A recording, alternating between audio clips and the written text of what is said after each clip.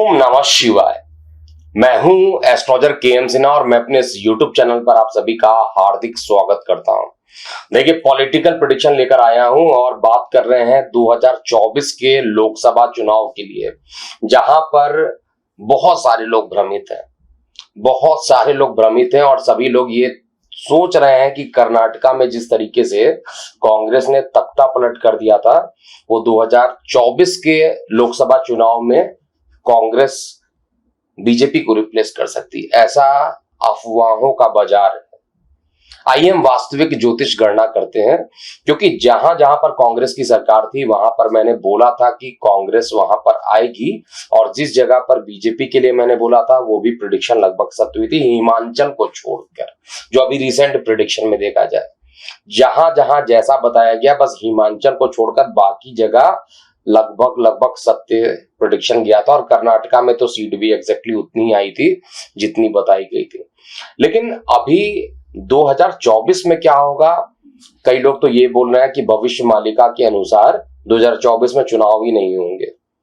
तो देखिए, 2024 के चुनाव होंगे भी, और डंके के चोट पे मैं ये बोल रहा हूं।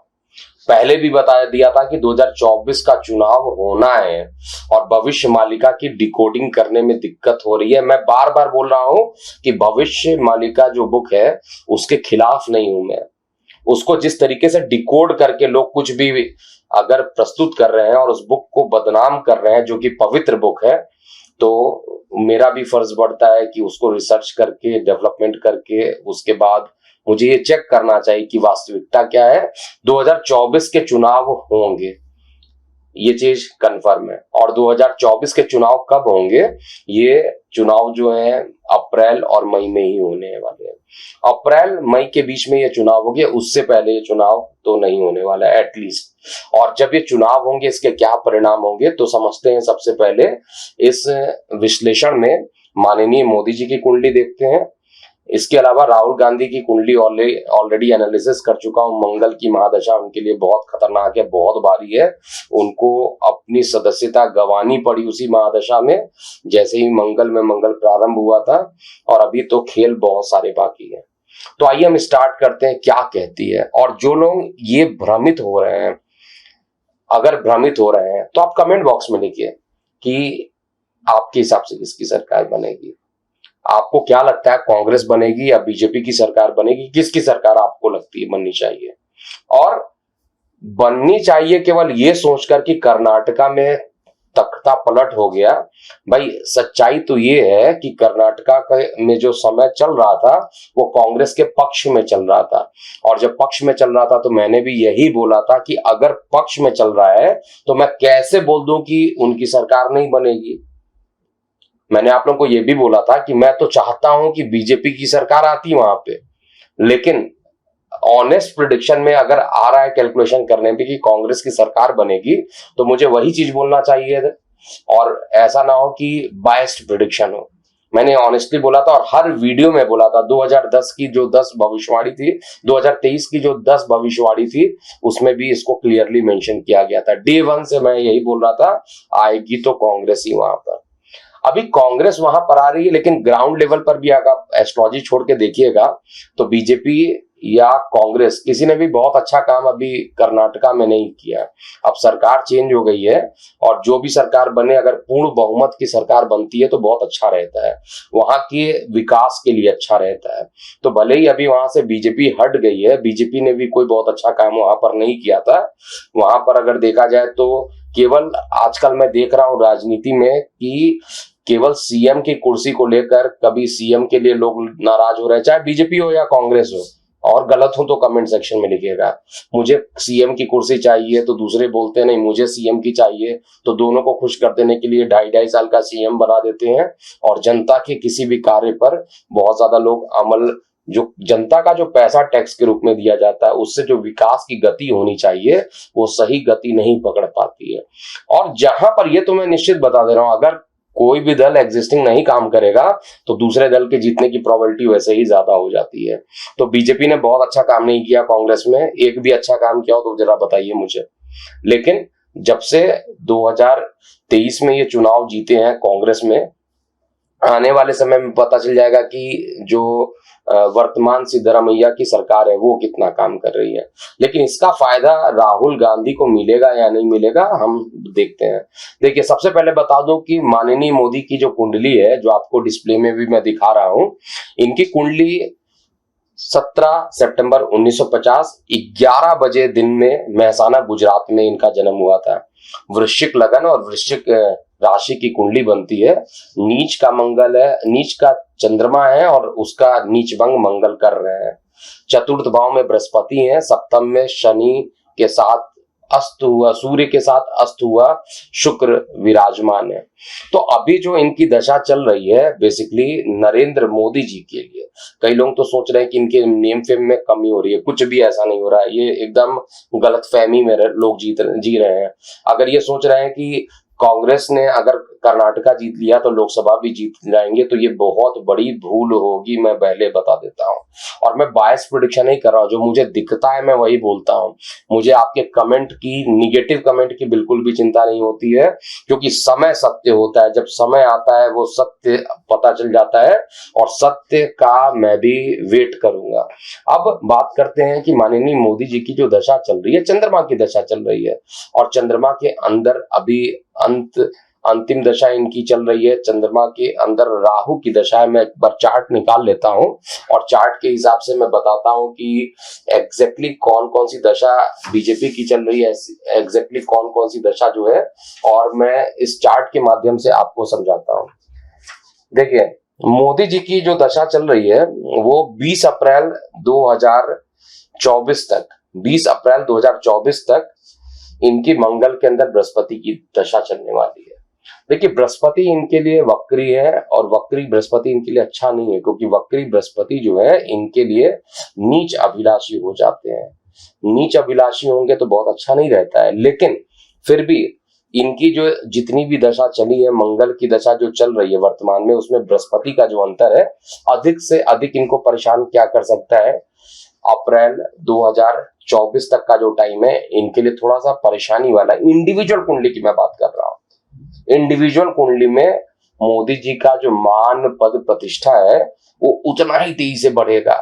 मार्च, अप्रैल, मई, जून, जुलाई, अगस्त जैसे ही ये बढ़ता जाएगा 2024 का, उसके बाद इनकी मान पद और प्रतिष्ठा में वृद्धि होगी, क्योंकि मंगल में शनि आ जाएगा। और मंगल के अंदर शनि में आना मोदी जी के लिए एक राजयोग से कम नहीं होने वाला है। मंगल में जो शनि रहेगा, मंगल से शनि दशम भाव में है और शनि से मंगल चतुर्थ भाव में है, तो दशम चतुर्थ का जो ये योग बन रहा है इनके लिए बहुत अच्छा रिजल्ट देने वाला है, और ये मैं डंके के चोट पे कहता हूं। इसके अलावा बीजेपी का भी चार्ट देखिए, क्योंकि जिस पार्टी का आप विश्लेषण कर रहे हैं उसका भी देखना पड़ेगा, माननीय मोदी जी का भी देखना पड़ेगा, राहुल गांधी का भी देखूंगा, कांग्रेस का भी। तो यहाँ पे राहुल गांधी का मैं विश्लेषण नहीं कर रहा हूं, तो पीएम कभी बन ही नहीं सकते। नंबर 1, उनकी कुंडली में राजयोगी नहीं है और फालतू में उस चीज पर डिस्कशन करके कोई भी टाइम वेस्ट नहीं कर रहा है। अभी केवल कांग्रेस इसलिए जीती है, इस चीज को आप लोगों को अगर जितना जल्दी समझ में आ जाए उतना अच्छा रहेगा, गलतफहमी में मत रहिए। इस समय कांग्रेस इसलिए जीती, उसका समय एक अच्छा था, और दूसरा जो है बीजेपी ने उतना ही बुरा काम कर्नाटका में किया, बहुत अच्छा काम नहीं किया। अगर काम अच्छा नहीं करेंगे तो लोग आपको नहीं पूछेंगे। किसी भी प्रदेश में आप देख लीजिएगा, मैं यूपी से बिलोंग करता हूं, योगी राज में मैं जानता हूं कितने अच्छे काम हुए हैं, तो उनको जीतना ही है, और उनका टाइम भी 2027 तक बहुत अच्छा है, इसलिए उनको हराने वाला कोई आ ही नहीं सकता इस समय। अब बात करते हैं, बीजेपी की जन्म कुंडली बनती है 6 अप्रैल 1980 की, और ये जो कुंडली बनती है 11:45 दिल्ली के अकॉर्डिंग मिथुन लगन की कुंडली बनती है। अब बीजेपी की कुंडली में बेसिकली क्या है, 19 फरवरी 2024 तक का जो टाइम है, चंद्रमा में शनि चल रहा है। चंद्रमा में शनि चलना हमेशा खराब रहता है, चंद्रमा में शनि चलना बहुत अच्छा नहीं होता है। तो अगर देखा जाए चंद्रमा में शनि का चलना, अगर हम इंटरसेक्शन निकालते हैं तो 19 फरवरी 2024 तक का टाइम जो है बीजेपी के लिए चैलेंज सा बना रहेगा। लेकिन गोचर इतना ज्यादा सपोर्टिव है, और इस कुंडली को भी अगर आप डिस्प्ले में देखिएगा बीजेपी की कुंडली, तो चंद्रमा में शनि, चंद्रमा से शनि दशम में है और चंद्रमा से बुध जो है वो चतुर्थ में है।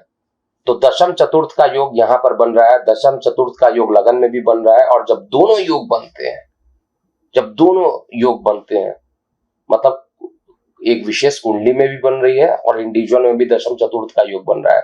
तो ये दशम चतुर्थ का योग जो है निश्चित रूप से बीजेपी के लिए बहुत अच्छा रहने वाला है। अब चुनाव होंगे, ये भी मैं बता दे रहा हूँ। चुनाव होने के लिए भविष्य मालिका का भी मैं एक सीरीज स्टार्ट करूंगा जिसमें क्या क्या बोला गया था और कंडीशन निकाल के दिखाऊंगा, क्योंकि मेरा भी फर्ज यहाँ पर पड़ता है कि अगर गलत चीजों को लोग बता रहे हैं तो मैं भी अपना विश्लेषण रखूं यहाँ पे और सही चीजों को, क्योंकि भविष्य मालिका नामक बुक को गलत नहीं किया जाए, उसका विश्लेषण जो है उसको सही करके इसकी डिकोडिंग किया जाए। कांग्रेस की जो कुंडली बनती है 2 जनवरी 1978 12 बजे दोपहर का दिल्ली में है और इनकी जो कुंडली बनती है मिथुन, इनकी जो कुंडली बनती है मीन लगन की कुंडली है, लगन में ही केतु विराजमान है। अगर आप इनकी कुंडली में देखिएगा लगन में ही केतु विराजमान है और जो इनकी कुंडली है, एक बार मैं कुंडली भी चेक कर लेता हूँ।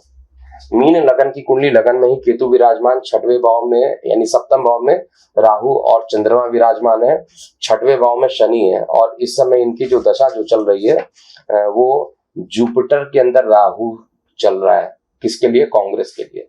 राहु इनकी कुंडली में बहुत अच्छा है, ये चीज याद रखिएगा कांग्रेस के लिए। राहु जब तक चला है 1991 से लेकर 2000 लगभग 12 तक का जो टाइम है, 2010 भी नहीं 2008 तक का जो टाइम था, राहु ने बहुत अच्छा रिजल्ट दिया था 2009 तक का। इसमें राहु जब तक पूरा चला था लगभग देखा जाए हर जगह कांग्रेस ने सरकार बनाई थी, पूरे तरफ कांग्रेस का अच्छा समय चल रहा था राहु के कारण। अभी अंतर में कुछ टाइम के लिए राहु आ गया, तो ये राहु का जो अंतर का जो टाइम है मैक्सिमम सितंबर तक इनके लिए अच्छा है और सितंबर के बाद ही चुनाव होने वाले हैं। सितंबर से बाद जो है अगर कंपैरेटिवली कहा जाए तो मोदी जी का तो टाइम फरवरी से बहुत बढ़िया हो जाएगा, बीजेपी की कुंडली फरवरी से बहुत अच्छी हो जाएगी, लेकिन कांग्रेस का टाइम ऐसा नहीं है कि बीजेपी की कुंडली को प्रीडोमिनेट कर ले। तो आने वाले जगह पर किसकी बनेगी सरकार, ये विश्लेषण हम अगले एपिसोड में करेंगे, लेकिन यहाँ पर कंक्लूजन पॉइंट में लिख देता हूं। पहला चीज, 2024 में आएंगे तो मोदी, ये नंबर 1। दूसरा, सितंबर अक्टूबर तक बीजेपी में थोड़ा सा अगर आप देखिएगा तो कॉन्फिडेंस की कमी रहेगी लोगों के अंदर, वो थोड़ा सामंजस्य स्थापित नहीं कर पाएंगे कि पॉजिटिव है निगेटिव है, उनकी सरकार बनेगी नहीं बनेगी। लेकिन फिर भी जो ओवरऑल रिजल्ट आएगा मैं प्रिडिक्ट कर रहा हूं और डंके के चोट पे ये बोल रहा हूं, 2024 के चुनाव भी होंगे। दूसरा, माननीय मोदी जी तीसरी बार ये हैट्रिक बनेगी और मोदी 3.0 का भी शासनकाल आप देखिएगा।